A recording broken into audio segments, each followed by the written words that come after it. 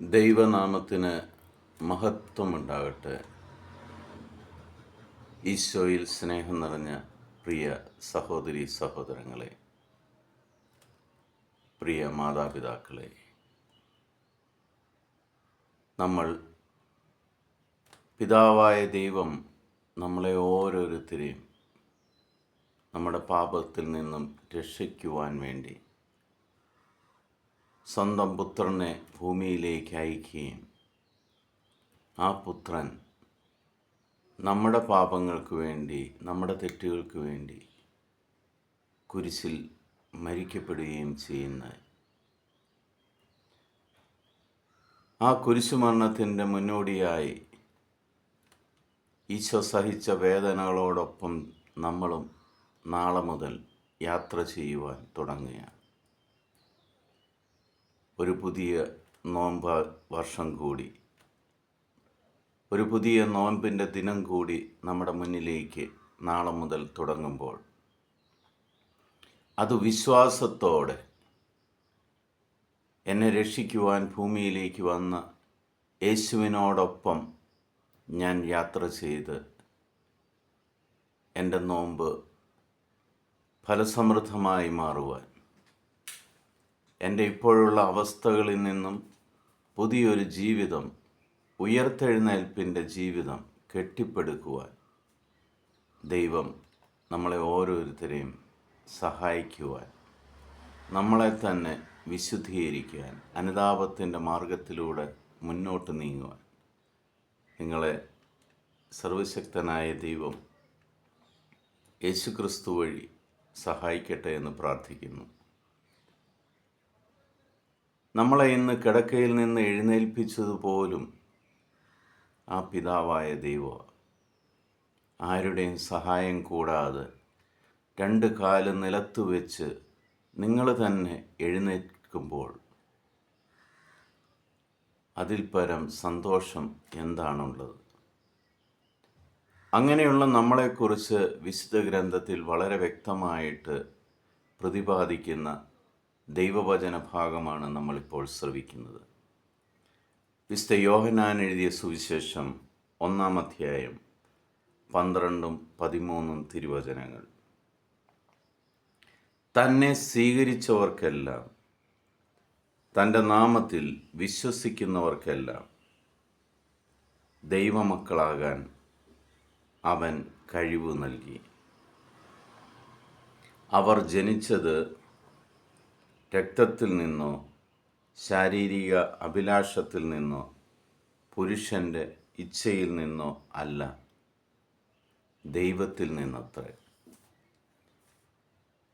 ഈ ദൈവവചനം ശ്രവിക്കുന്ന ദൈവമക്കളായ നിങ്ങൾ ഓരോരുത്തരും എങ്ങനെയാണ് ജനിച്ചത് എന്നുള്ള വളരെ വ്യക്തമായിട്ട് ഈ തിരുവചനം നമ്മളോട് കാണിച്ചു തരുന്നു. നിങ്ങൾ ജനിച്ചത് ദൈവത്തിൽ നിന്നത്രേ. നിങ്ങൾ യേശുക്രിസ്തുവിനെ സ്വീകരിച്ച ആ നിമിഷം തന്നെ, യേശുക്രിസ്തുവിൽ നിങ്ങൾ വിശ്വാസം അർപ്പിച്ച നിമിഷം തന്നെ നിങ്ങൾ ദൈവമക്കളായി മാറിക്കഴിഞ്ഞു. പ്രിയ സഹോദരി സഹോദരങ്ങളെ,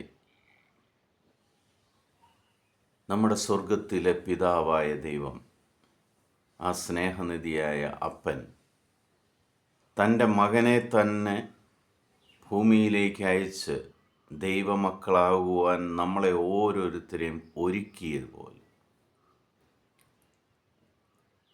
നിങ്ങൾക്ക് തന്ന തലമുറകളായ മക്കളെ അങ്ങനെ ഒരുക്കാറുണ്ട്. ആ യേശുക്രിസ്തുവിലുള്ള വിശ്വാസം നിങ്ങൾ നിങ്ങളുടെ മക്കളിലേക്ക് പകരാറുണ്ട്. ഒന്ന് നമ്മൾ ചിന്തിക്കേണ്ട സമയമായി. എന്നെ ഈ ഭൂമിയിലേക്ക് അയച്ചിട്ട് എൻ്റെ സമൂഹത്തിൽ, എൻ്റെ വീട്ടിൽ, എൻ്റെ ജീവിത പങ്കാളിയിൽ, ദൈവം ദാനമായി തന്ന മക്കളിൽ ഞാൻ എന്ത് മാറ്റം വരുത്തി? എൻ്റെ ജീവിതം കൊണ്ട് ആർക്കെങ്കിലും യേശുക്രിസ്തുവിനെ ലഭിക്കുവാൻ സാധിച്ചോ? ഓരോ വ്യക്തികളെയും യേശുക്രിസ്തുവിലേക്ക് കൊണ്ടുവന്ന് ദൈവമക്കളാകുവാൻ അവരെ സഹായിച്ചു. ഒരാത്മാവ് പോലും നശിച്ചു പോകരുതെന്ന് ആഗ്രഹിക്കുന്ന ദൈവം, ആ ദൈവത്തിൻ്റെ വേലയിൽ നമ്മൾ ഭാഗഭാക്കാകുന്നുണ്ട്. നീ എത്ര വെട്ടിപ്പിടിച്ചാലും, നീ എത്ര ധനികനാണേലും, എത്ര പേര് കേട്ടവനാണേലും ഒന്നും നീ കൊണ്ടുപോകത്തില്ല. നീ ഒരാത്മാവിനെ നേടിയാൽ, നിന്റെ പ്രവൃത്തിയിലൂടെ ഒരു വ്യക്തിയെങ്കിലും ദൈവത്തിലേക്ക് തിരിച്ചു വന്നു കഴിഞ്ഞാൽ നിനക്ക് സ്വർഗരാജ്യം കരസ്ഥമാക്കുവാൻ സാധിക്കും. നീ നിന്റെ ദൈവത്തെ തള്ളിപ്പറഞ്ഞ് നിരീശ്വരവാദിയായി മാറിയിരിക്കുന്ന ഈ സാഹചര്യത്തിൽ നിന്നും തെറ്റുകൾ ഏറ്റുപറഞ്ഞ് ആ ദൈവത്തിൻ്റെ സന്നിധിയിലേക്ക് തിരിച്ചു വരേണ്ട സമയമായി. സ്നാപക-യോഹന്നാൻ വന്നത് അതിനാണ്, വഴിയൊരുക്കുവാൻ. പ്രിയ സഹോദരീ സഹോദരങ്ങളെ, നിങ്ങൾക്ക് ചുറ്റും പലരും അങ്ങനെ വഴിതെറ്റിപ്പോയവരുണ്ട്. അവരുടെ അടുക്കിലേക്ക് നിങ്ങൾ സുവിശേഷം എത്തിക്കുമ്പോൾ നിങ്ങൾ അവർക്ക് വേണ്ടി ദൈവത്തിന് കടന്നു ചെല്ലുവാനുള്ള വഴിയൊരുക്കുക. സുവിശേഷ വേലയ്ക്കായി ഒരു നിമിഷം നിങ്ങൾ നിങ്ങളുടെ ജീവിതത്തെ ഒന്ന് മാറ്റിവെക്കും. നിങ്ങളുടെ പിതാവായ ദൈവം നിങ്ങളുടെ അപ്പനാണെന്ന് മനസ്സിലാക്കുവാൻ, നിങ്ങൾ ഈ ഭൂമിയിൽ ജനിച്ചിരിക്കുന്നത് ദൈവത്തിൽ നിന്നാണെന്ന് നിങ്ങൾക്ക് വിശ്വാസമുണ്ടെങ്കിൽ ആ വിശ്വാസം മറ്റുള്ളവരിലേക്ക് പങ്കു കൊടുക്കുവാൻ, നിങ്ങളുടെ ബുദ്ധിയിൽ നിന്നും നിങ്ങളുടെ ശരീരത്തിലേക്ക് വരുന്ന ഓരോ ഹൃദയധമനികളും നിങ്ങളോട് എത്ര ചേർന്നിരിക്കുന്നോ അതിനേക്കാൾ അധികമായി ചേർന്നിരിക്കുന്ന നിങ്ങളുടെ ജീവനുള്ള ദൈവത്തെ മറ്റുള്ളവർക്ക് കാണിച്ചു കൊടുക്കുവാൻ, പങ്കുവയ്ക്കുവാൻ ഈ നോമ്പുകാലം നിങ്ങളെ സഹായിക്കട്ടെ.